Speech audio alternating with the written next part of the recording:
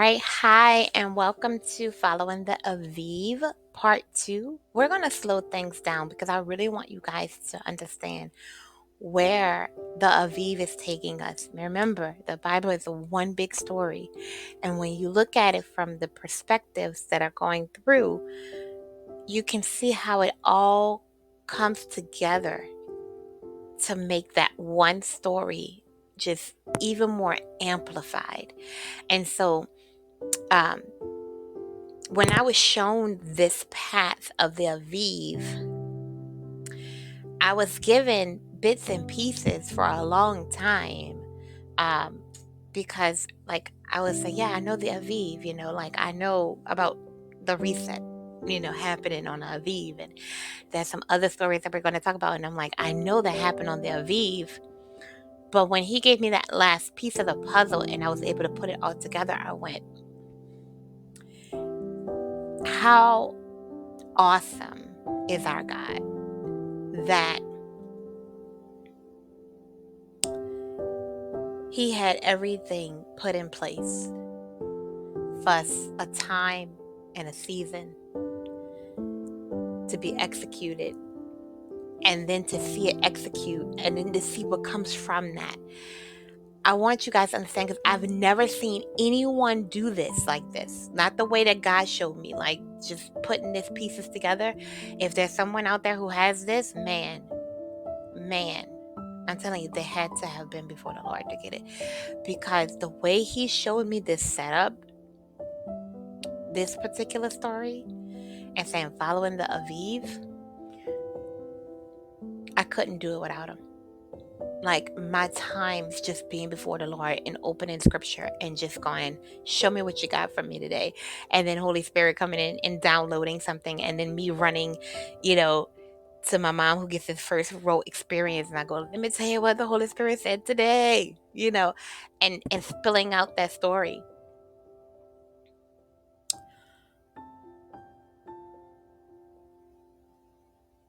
I think about it and I get teary-eyed even thinking about how I had the privilege to even stumble upon the Bible and look at it, to even put it together in this way. And then now that I have all the pieces together, how I can now present it before an audience and show you guys the Bible working as a one story. And there's other ways God showed me, and different ways to even flip this around. And so I want to try to make it as plain and simple. So this is definitely going to be a multi-part thing. I don't know how many parts, because I want to give y'all everything and show you the story.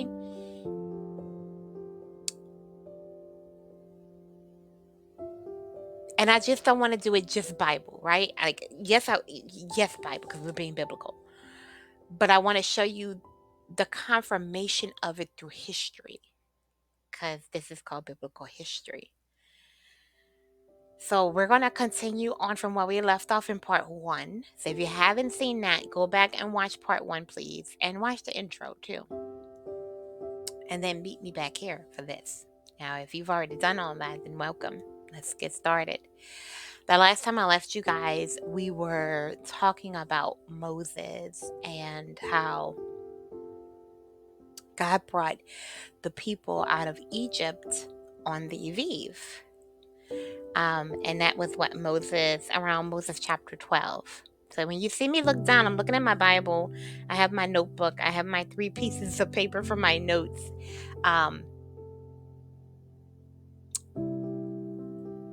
So yeah, let's do this.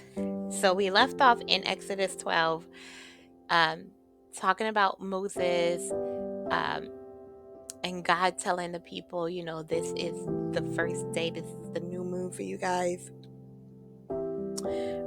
Putting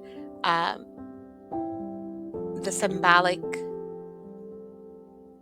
blood on the doorpost, so that when the spirit hovers over, that they will be protected and their firstborns will be protected, versus the houses that didn't have the sign, because he was taking the firstborns out of the land.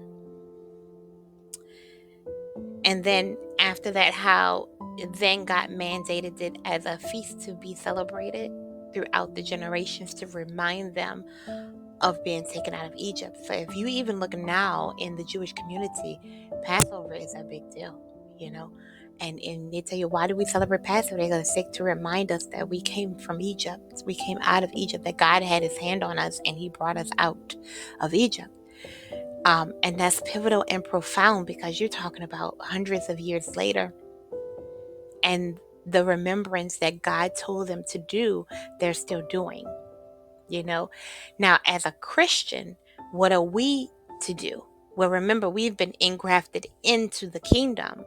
And a part of being into the kingdom is doing what God asks of his people to do that we do. Now, yes, we have the theology that when Jesus came, when Yeshua came, that he did away with all of the old covenant and made a whole new covenant. But that has been taken out of context when you read the Bible. It doesn't make sense the way the doctrine is versus what the Bible is doing. And so in this, I want to kind of show you that part too, because when he did his ministry work, he did his ministry work around the feast. The 4 feasts that I mentioned that were God's feast.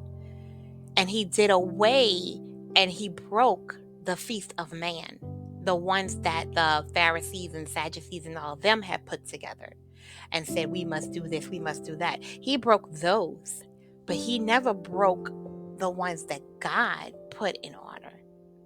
And him being God, you know what I'm saying? He never broke those, but he did do things around them to show that there's a timeline that was happening, because these 4 feasts help you know what part of the year is happening and what months and on God's calendar is being in place at the time. So when you read the Bible like that, in God's calendar, you see that Yeshua comes and does things around the feast. Like this certain feast is happening and he's doing this miracle work. This feast is happening and he's going to this place. This feast is happening and he's doing all, like, if you look at it like that, it makes sense. And so in this Following the Aviv, I'm trying to help put all of that together so you can see how it all makes sense. The timelines is not our timeline. The timeline is God's timeline, God's calendar, not the calendar we're going by today, but the calendar he put in place when he did that reset with Noah. So I want to take my time because I want us to get all of that, and I want to make it as plain as possible. I haven't seen this taught anywhere.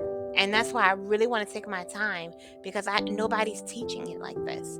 And I want you to grab it. I want you to catch hold of it and then understand it and see it as we read the Bible. So after we left off in Exodus chapter 12, and then we have again the feast of Pesach, Passover, and then going right into the feast of the Mazot, the unleavened bread. Okay, but then some other things are going on. So what happens? The firstborn in the land all goes away, been taken, if the sign was not on the doorpost, and Pharaoh is upset. So now, after these people have been granted permission to leave, and when you say these people, you have to understand, because this is a part of the story too, pivotal part, it was a mixed multitude. So it wasn't just the Hebrews, the Israelites, the sons of Abraham. It was also people of different cultures and different languages and different religions who saw the mighty hand of God at work. They saw what happened with Elohim, because it's the Godhead, and decided to go ahead and dip out with him. Like, yo, your God is real. Let's go. Now, but that wasn't their salvation call, right? That wasn't them saying, oh, but we're going to be like you. That's why the Bible made mention and say it was a mixed multitude. It wasn't that this Egyptian over here and that Egyptian over there saw the hand of God, and so they became immediately a son and daughter of Yahovah. No, they saw something they never saw before. Their little guys over there wasn't doing that. And so they said, to be on the safe side, we're going to follow your God, because your God came in, he showed up, he showed out. But when these people packed their things, they were packing their idols. They were packing their customary things that they needed to worship, however they worshipped, because they knew they were not going back. Okay? So that's why it says mixed multitude. So when they're going out, okay, Pharaoh's all upset. And now he got his little caravan coming. And he's like, I'm about to take all y'all down. My son done died. He done took him. People crying out from all the houses in the city. We about to come after you. So then they go and they're trying to go after them. And right now, Moses and the hundreds of thousands of people that went with him, hundreds of thousands of people. We're not talking about 50 people. We're talking about hundreds and thousands of people. When I say hundreds of thousands of people, you're talking about 300,000, 400,000, all up to 1 million, okay? Not quite 1 million, but somewhere between 400,000 and 1 mil was the amount of people that went, okay? This wasn't no little minuscule thing. This was the God of Abraham, Isaac, and Jacob coming through for his children. So they go and they're on this path that God has equipped Moses. And it's a different path from what Moses had ever convened in, because Moses did different ways. They have maps showing the journeys. But this particular one, God kind of directed him, hey, you need to go south because you can't go north.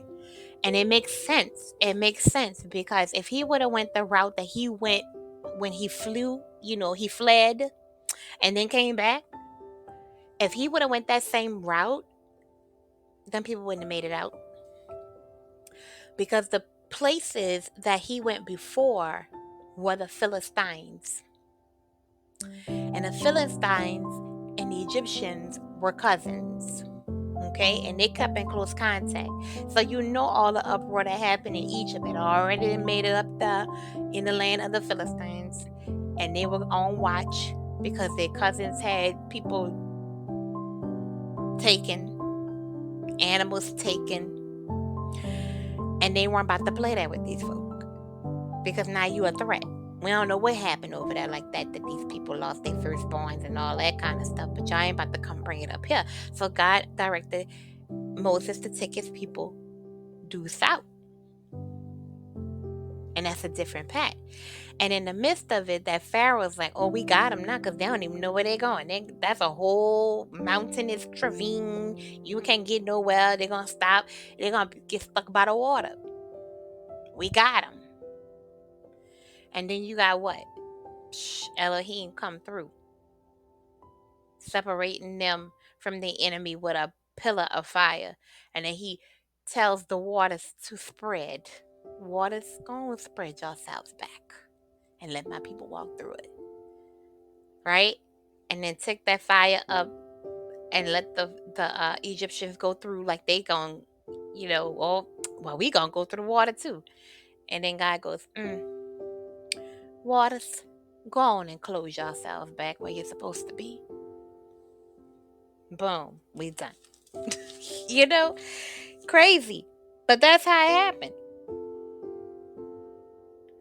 One of my favorite verses is Exodus.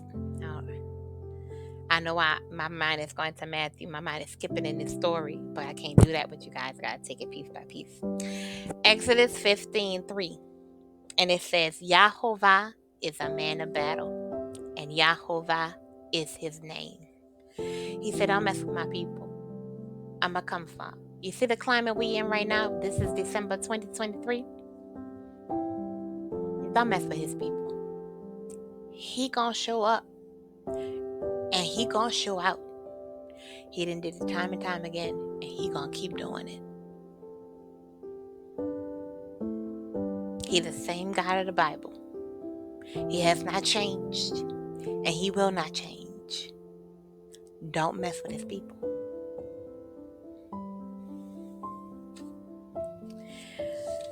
But let's talk about this Aviv, because I already see that I'm halfway into my session today with part 3. So after they go through all of that, now they have been in the wilderness for a little bit. And they have come to Mount Sinai. A lot of good things happened over there. A lot of bad things that happened over there. But we're going to go and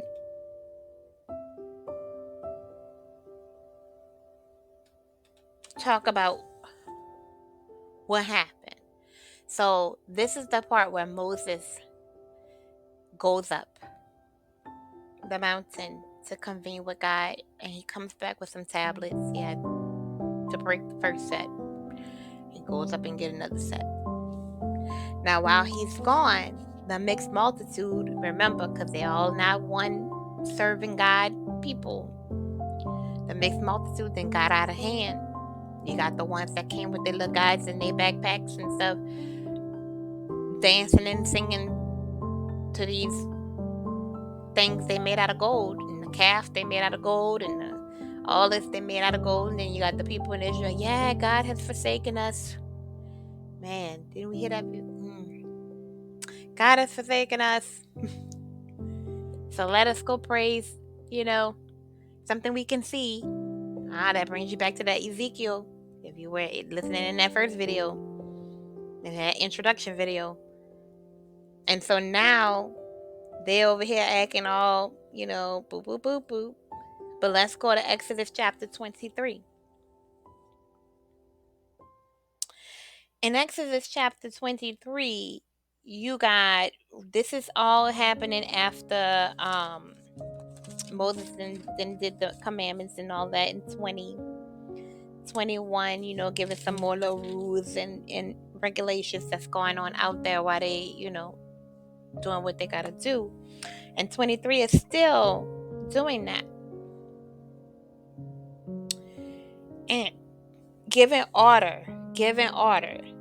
We say the 10 Commandments, but in the Jewish culture, there's like 300 and something, like 316-ish or 306, I forget what the number is, of these rules. And it's coming out of the chapters 20, 21, 22, 23. So if you read that, I can see how they get that. It's not just the Big 10. We do the Big 10 in Christendom, but it's chapters 20, 21, 22, and 23. They're giving all these little subsets. Don't do this, do this. You got to do this over here. You're not supposed to be doing that over there. Go on, you could do this, And when you get to 23, we're going to go and start at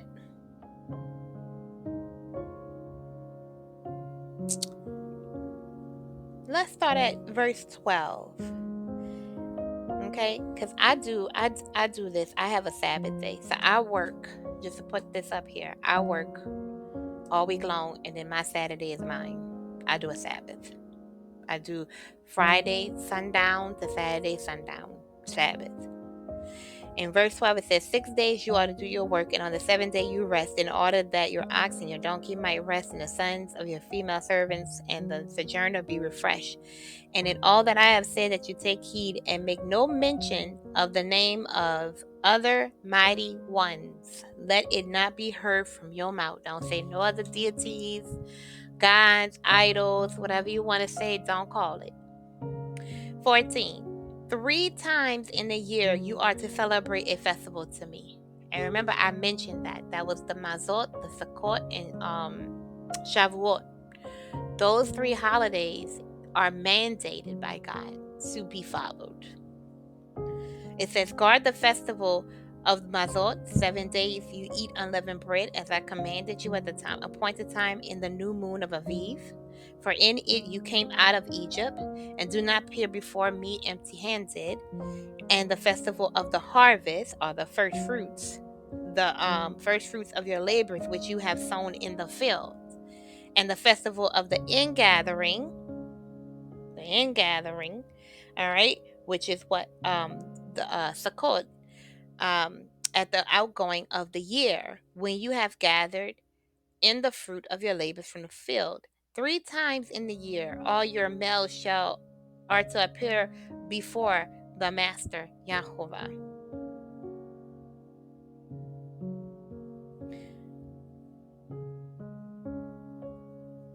Okay, so that's emphasis right there. The Aviv, you need to be looking at that unleavened bread. You need to be doing the first fruits, and you need to be doing the ingathering, or at the end of the year. Okay, so then it goes on. After that comes a pivotal part in following the Aviv. So here we go. After the mention of all the rules, the commandments, and all of that God gave to Moses, something happens.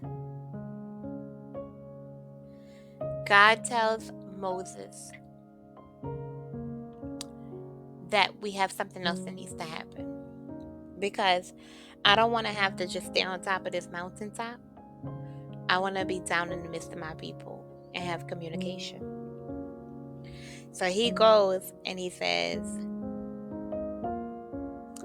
that there needs to be built a dwelling place for me. That's what he says. There needs to be built a dwelling place for me. Right? And he starts giving direction and direction and direction, and saying the box needs to look like this, and these things need to be all around it, and these are the colors that need to adorn it. These are the materials everything needs to be made out of. This is how high it needs to be. This is how wide it needs to be. This is how deep it needs to be. Every single thing he goes through and says, and this needs to happen over there, and this needs, and putting everything together.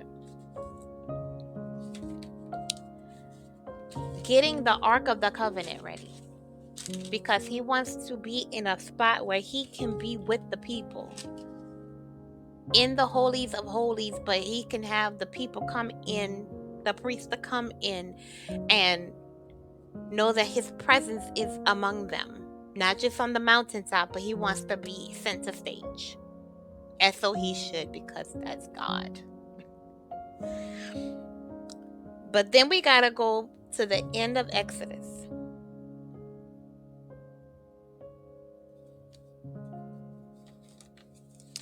When you go towards the end of Exodus, you're going through all of that. This is the next time we see mention of the Aviv. So go to Exodus chapter 40.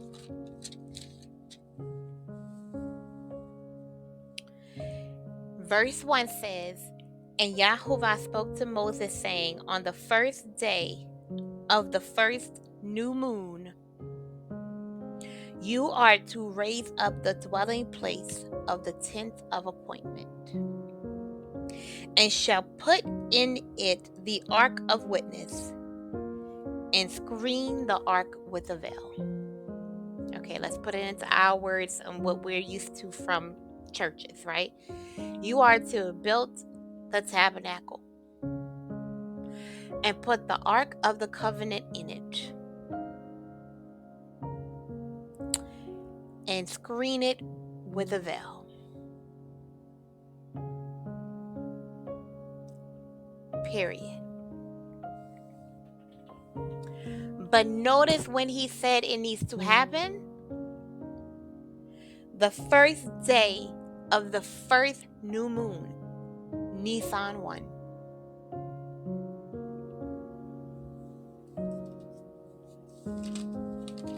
Nisan 1.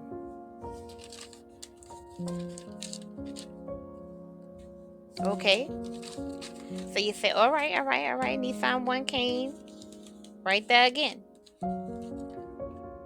But that's not the only time. So you already have 3 examples right now of the Aviv, Nisan 1. You have God showing creation reset in the days of in the days of Noah, sorry. In the days of Noah, God reset the earth, and on the Aviv, on Nisan 1, he allowed Noah to see that the earth was reset, even though Noah could not step out of the ark yet. Then you have the Aviv again, as Yahovah telling Moses to get the people to come out of Israel.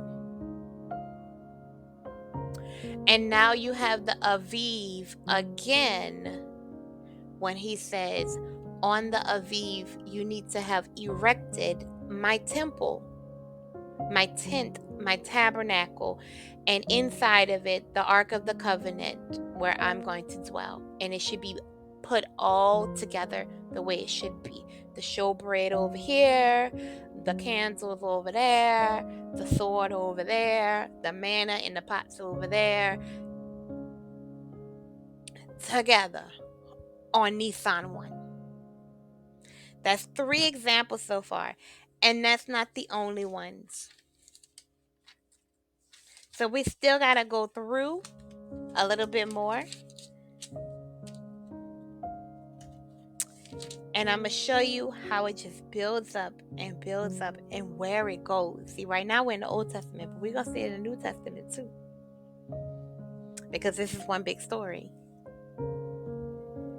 So the next time I see you guys, we're going to continue on with the next part of the Aviv. Where is it in the Bible? What's the significance? And how it's all going to play together. And the story is going to come together at the end. But until then, may God bless you and keep you. May his face shine upon you